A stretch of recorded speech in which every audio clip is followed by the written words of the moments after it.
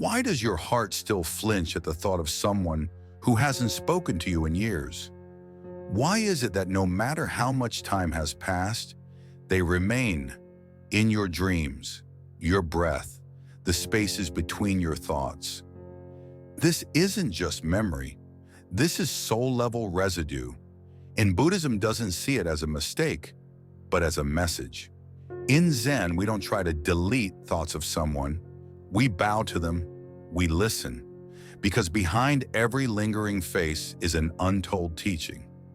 In this video, we'll explore 7 profound reasons why someone can't leave your mind, and how to let them go with compassion instead of force. This isn't about forgetting, it's about transforming. I used to believe healing meant silence, but healing is when you can finally hear what the thought came to say. So stay with me. This might change the way you see not just them, but yourself. Let's begin. Where most heartache hides, in the illusion that what you feel is love. Chapter 1. Love or attachment. The fire you're holding. It's not love if it burns your peace. How many times have we called it love, when in truth, it was something else entirely? You check your phone, you reread the last message, you wonder what they're doing, who they're with, and it feels urgent, important, like your nervous system is tethered to theirs. But here's the truth that Zen whispers. True love doesn't pull, it rests, it's calm, spacious, it lets the other be. What you may be feeling is not love, it's attachment. Attachment wears many masks. It often dresses itself up as devotion, longing, even destiny, but its core is grasping, not giving. A kind of emotional hunger that says, I need you to be okay, for me to be okay. And that is not freedom. That is the fire you're holding.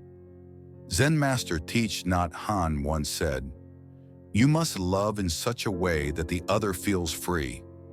But when someone lives in your thoughts constantly with no invitation, when peace has been replaced with anxiety, when joy is eclipsed by obsession, that's not freedom.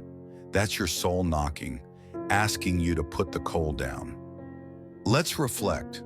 When you think about this person, do you feel expansion or contraction? Is there fear underneath? A story of not enough? Is your self-worth entangled in their responses, their validation, or even their rejection? Here's the twist. The more we believe that we need them to feel complete, the more we broadcast that lack into the world. And energy moves where belief flows. You begin to attract more lack, more yearning, more resistance. But the law of attraction isn't a punishment system. It's a mirror. It amplifies the stories you tell yourself, especially the ones whispered in silence.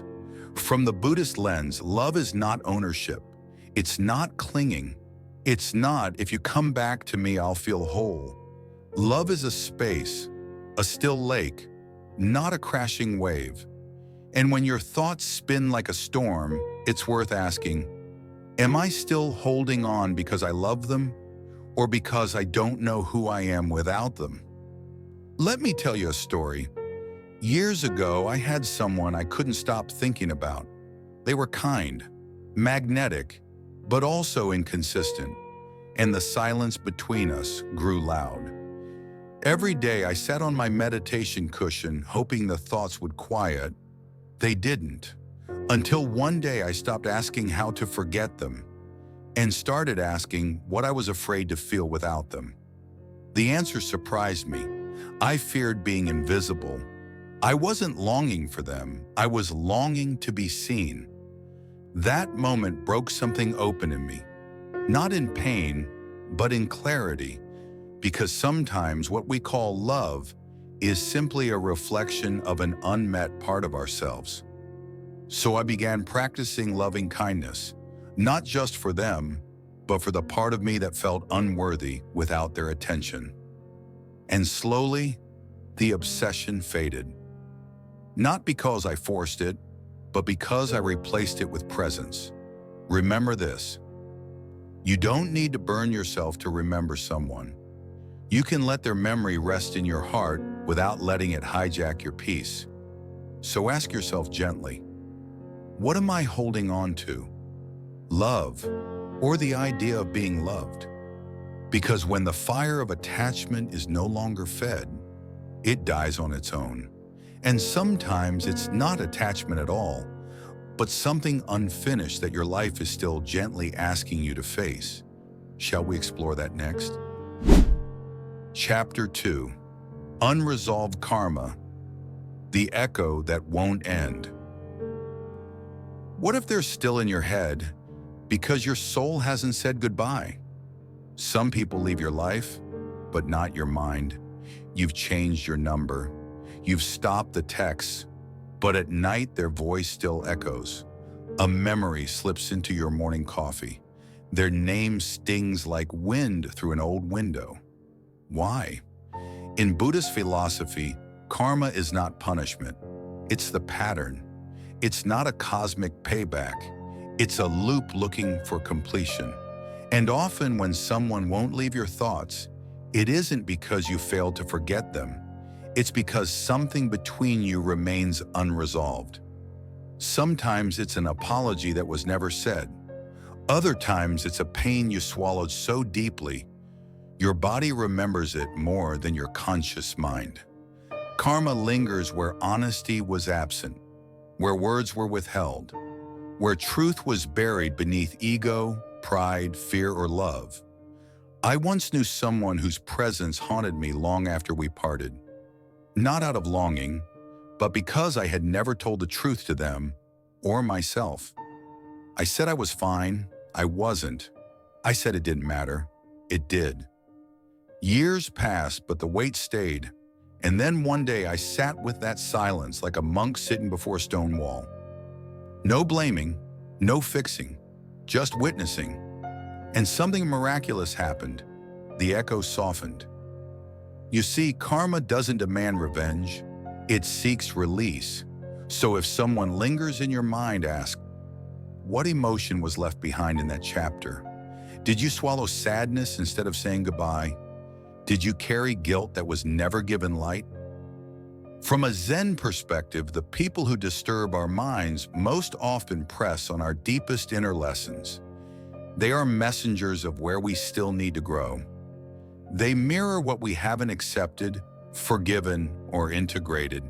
And sometimes, here's the twist, it isn't even about them. It's about you standing before yourself, refusing to feel one last thing. From a psychological view, intrusive thoughts are often just the mind asking for closure. Not with them, but within you. You don't need another conversation. You need a completion. Sometimes that's a letter never sent, a cry that finally rises, a breath that says, I see now. I release this. And from an energetic lens, every time you ruminate, you're sending out a frequency of incompletion. And like all frequencies, it attracts more. More longing, more replay, more stagnation.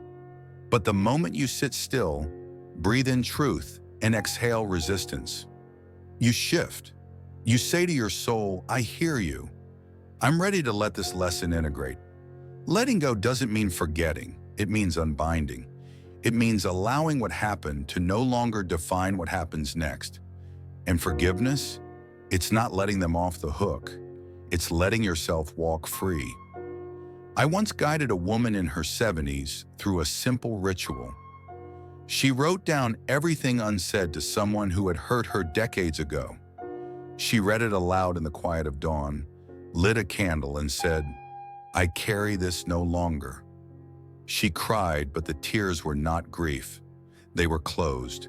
So I'll ask you gently, what are you still carrying that no longer belongs to this moment? What lesson has been knocking softly, persistently, that you haven't answered? Because once you learn what the experience came to teach, the echo fades, And now we go deeper, because sometimes the face you can't forget is not about karma at all. It's a mirror of what you've denied within yourself. Shall we take a closer look? Chapter 3, The Mirror, What They Reflect About You.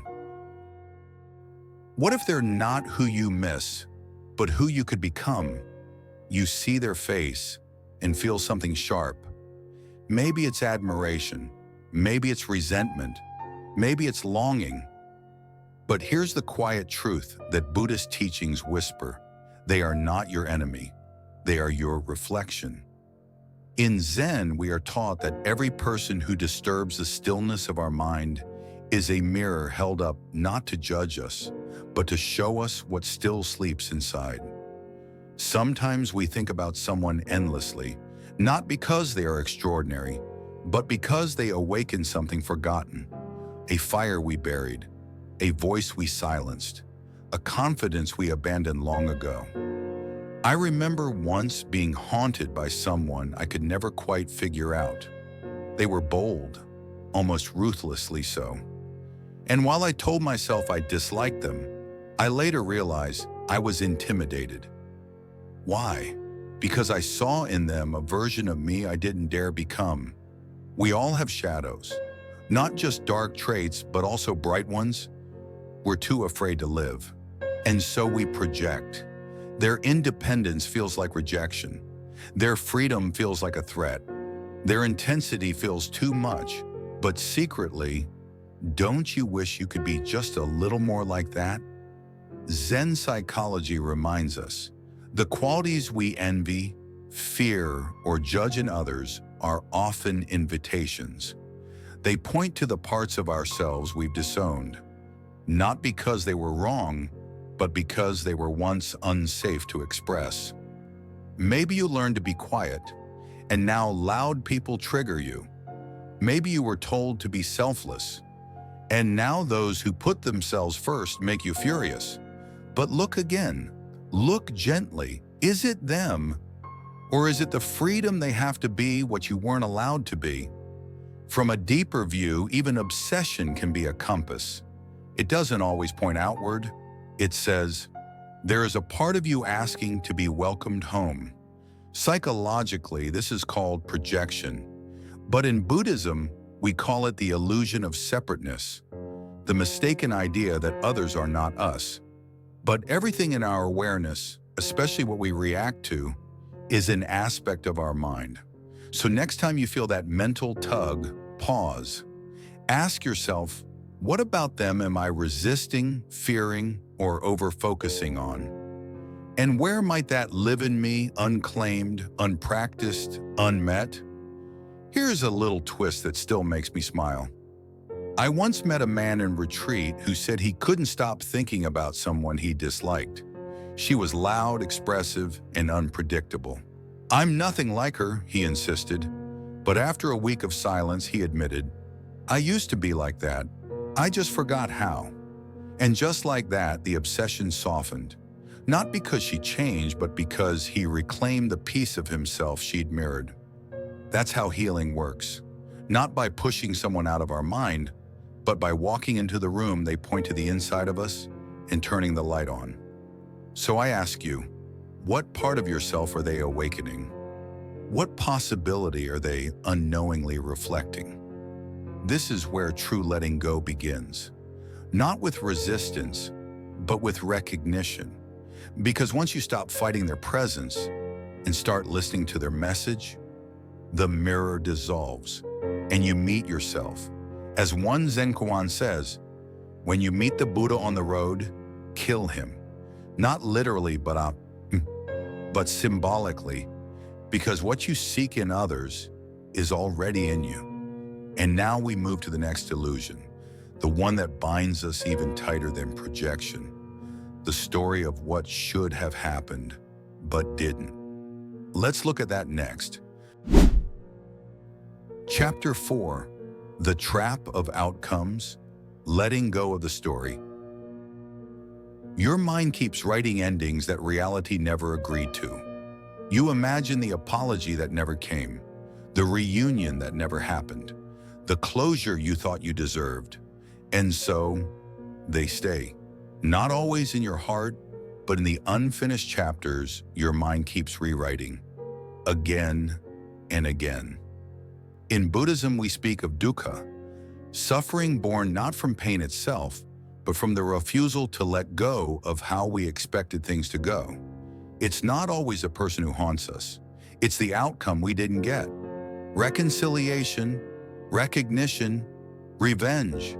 We cling to these invisible milestones. We want the story to feel complete, to have a bow, a meaning, a redemption arc. But here's the truth no one likes to hear. Closure is an inside job, not something you get from another, but something you grant yourself. I once waited 3 years for someone to say, "I'm sorry," not just in words, but in the way I had rehearsed in my head. Until one morning in sitting meditation, I heard something softer. What if your peace doesn't need their apology? And just like that, something in me unclenched. Psychologically, our minds are meaning-making machines. We loop thoughts because we're searching for resolution. Our brains want to finish the sentence. If only they had said this. If only I had done that. But life doesn't follow scripts, especially not the ones we write in silence. Zen teaches the concept of non-grasping, not just letting go, but never holding so tightly in the first place. The moment we stop demanding that life unfold according to our screenplay, it is the moment we begin to breathe freely again. Let me give you a twist to smile at. A woman I once guided said she'd mentally replayed a conversation with her ex 217 times. Yes, she counted. And every time she changed the words, her version, their version, the should have said, the could have said, until I asked her, what if that conversation already ended perfectly, just not the way you wanted? She laughed, then cried, then laughed again. That's what healing sounds like. You think, if I let go of the story, maybe I'll miss the real ending. But the real ending already happened. The future is not waiting in the past. It's waiting for your willingness to release the grip of how it should have been. So here's a question for your heart.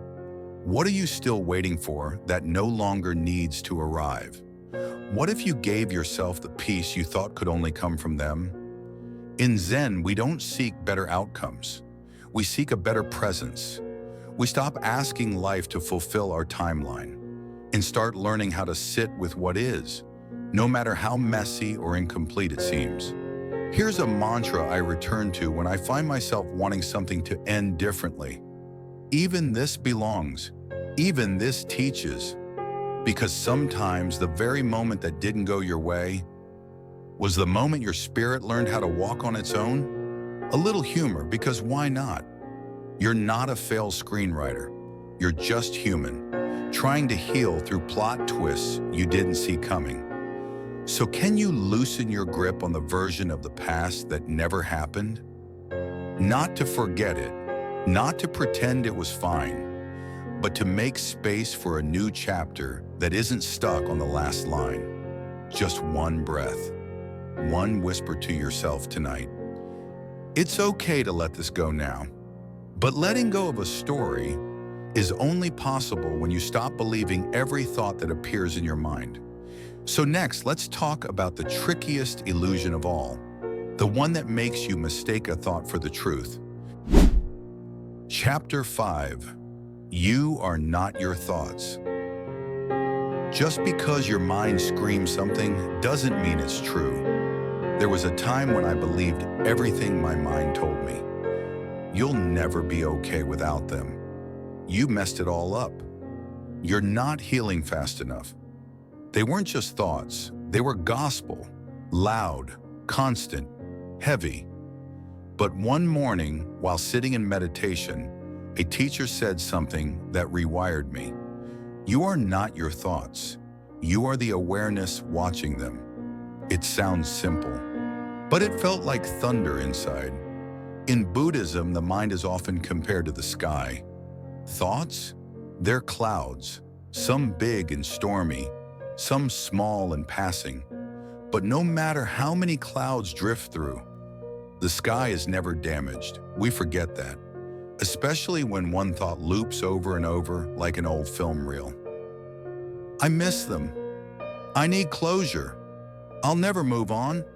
But here's a practice I invite you to try.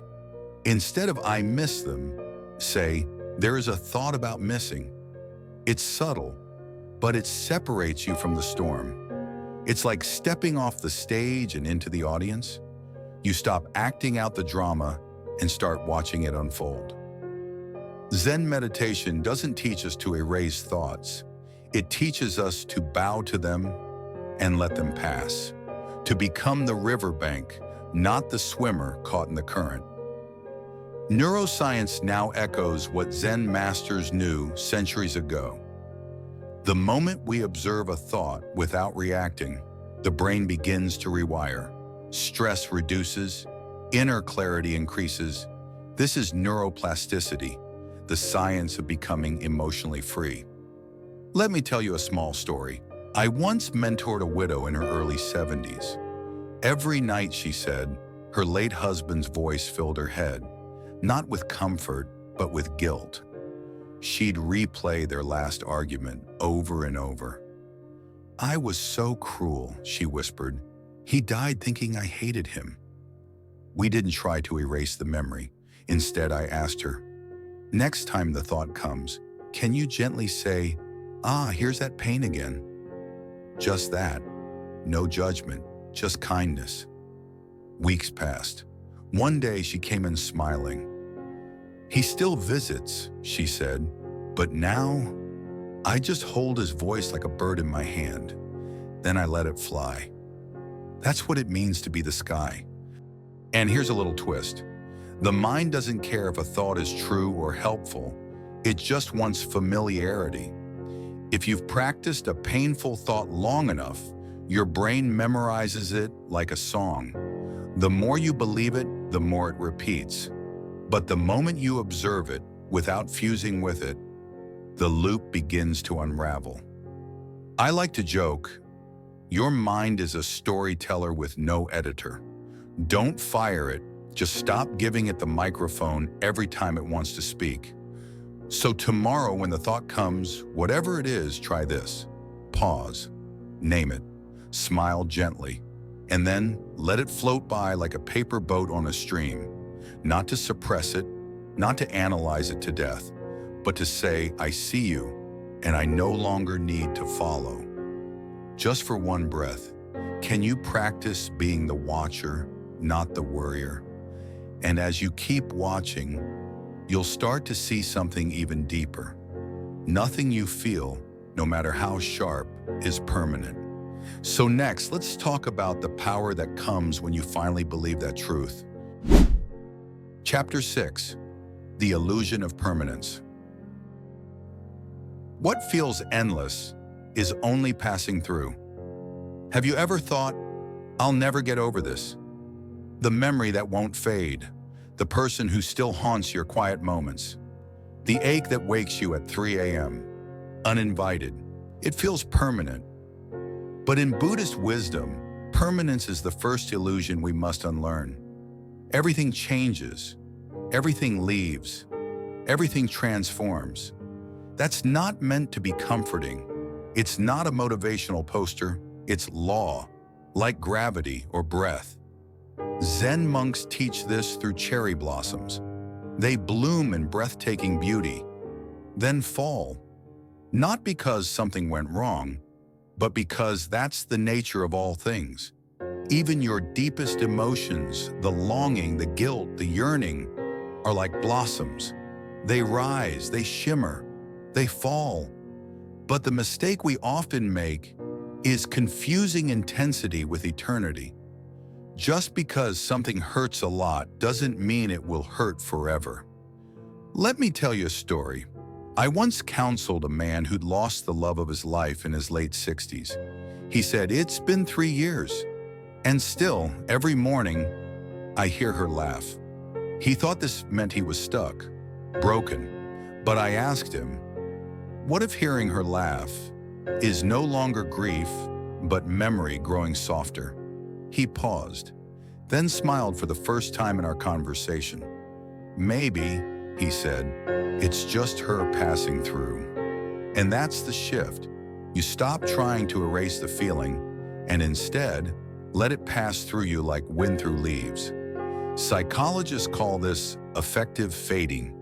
Even the strongest emotion, if left unresisted, diminishes in time. But only if you let it flow. Only if you don't clutch it like a lifeboat in a storm. And here's something fascinating from neuroscience. Your brain can't hold an emotional peak forever, even if you try. The chemicals simply won't sustain it. So if your pain still feels sharp, it's not because it's unchangeable. It's because you're practicing it, feeding it, replaying it. What if for just one day, you stop feeding it the same old story? Buddhist wisdom doesn't ask you to suppress grief.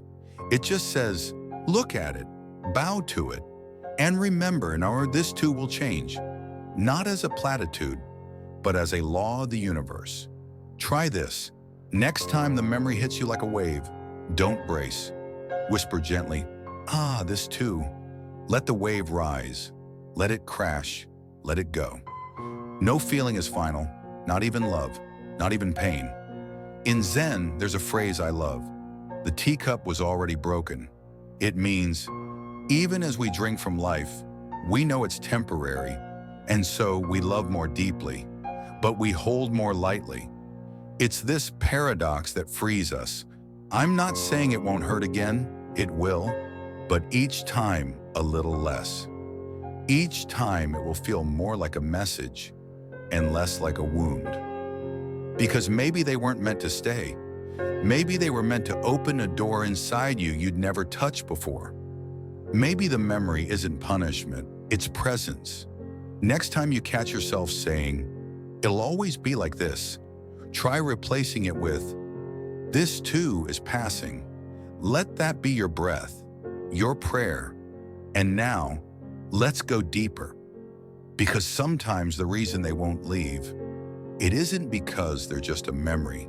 It's because they're a message from your soul. In Chapter 7, Spiritual Assignment, the one you can't ignore. Sleep isn't escape, it's healing in disguise. Some people fall asleep by accident, others drift off through exhaustion, but very few sleep as if their soul is listening. What if the last 5 minutes of your day were sacred, not rushed, not forgotten, but intentional? In Buddhist tradition, the moments before sleep are not the end of the day. They are the opening of the inner temple. They say, the thoughts you fall asleep with are the dreams your soul walks through. And science agrees. Your brain during sleep doesn't power off. It organizes, it cleans, it repairs. Sleep is when your nervous system resets, inflammation lowers, memory consolidates, and cellular renewal quietly unfolds, like monks sweeping a temple at dawn. Yet how do most of us enter this sacred state? With the news blaring, with thoughts racing, with phones lighting our faces, and we wonder why we wake up tired, as if the body rested, but the soul didn't. I remember the night everything changed. I used to fall asleep to endless scrolling, headlines, opinions, noise. But one evening, after a silent retreat, I did something simple. I lit a candle, just one. I sat for 3 minutes and whispered, thank you. Not for anything in particular, just thank you. That night I didn't just sleep, I dreamed, not of chaos, but of rivers, stillness, peace, and I've never gone back. Because sleep isn't something to get over with, it's something to enter, like meditation, like prayer. And here's a truth that surprised me. When you sleep with stillness, your morning becomes clearer, lighter, aligned. Psychologically, this is called pre-sleep intention encoding. The emotions you carry into sleep influence your dreams, and your dreams, believe it or not, shape your waking clarity, even your immune system. But this isn't about biohacking. It's about reverence. Sleep like your spirit is watching. Sleep like you are handing your thoughts back to the universe and saying, "I've done enough today. Please take care of the rest." In Buddhist monastic life, sleep begins with bowing, not to a person, but to the practice of letting go. Letting go of what didn't get done. Letting go of those who didn't call. Letting go of the self-image you carried too tightly that day. Can you let go just for tonight? Here's a simple practice I often offer my students. Before bed, turn off your devices, light a single candle, or dim your lights. Place your hand over your heart and whisper, "Thank you, body. Thank you, mind." We rest now. Breathe in gently and exhale even slower. That's it. No rituals, no apps, no perfection, just presence. I once joked, "I'm not afraid of the dark. I'm afraid of sleeping without peace." But now I invite peace in like an old friend. I don't ask for sleep. I prepare for it, like setting out cushions for a visiting monk. Because here's the truth no one tells you. Your most profound healing doesn't happen at the doctor's office. It happens when you finally stop trying to be everything and simply rest. Tonight, could you sleep not just to recharge, but to return? Return to your center, your breath, your being. The crack you fear is where your light begins. That person who lingers in your thoughts, they're not a mistake.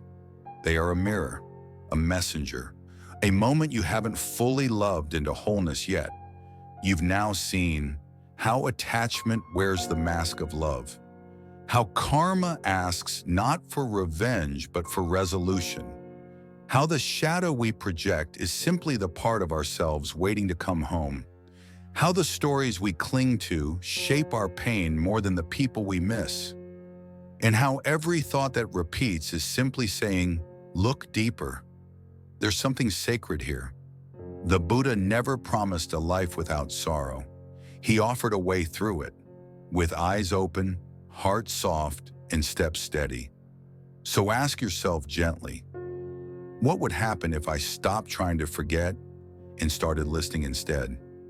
What would shift if you gave yourself the grace to feel, to learn, to release? If something in this touched your heart, like, share, and subscribe. Leave a comment. What part of your healing is still unfolding? And remember, peace doesn't come when they disappear. It comes when you return to yourself. Stay close. Your journey is sacred, and it's only just beginning.